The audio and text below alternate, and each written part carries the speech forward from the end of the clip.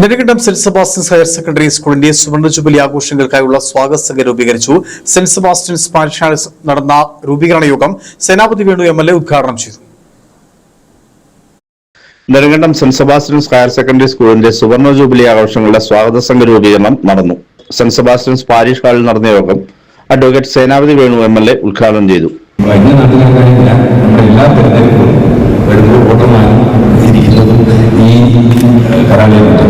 ഏതെങ്കിലും രീതിയിൽ ഈ കലാലയവുമായിട്ട് ബന്ധപ്പെടാത്ത ഒരാളും school manager father Thomas Vattamala യോഗത്തിൽ അധ്യക്ഷത വഹിച്ചു.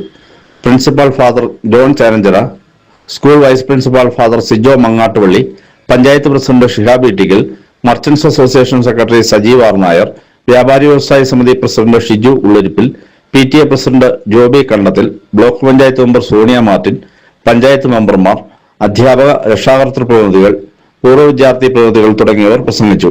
ഒരു വർഷം നീണ്ടുനിന്ന സുവർണ ജൂബിലി ആഘോഷങ്ങളുടെ സമാപന ഒരുക്കങ്ങൾക്കായി 251 അംഗ കമ്മിറ്റിയാണ് രൂപീകരിച്ചത്. News bureau, Nedumkandam.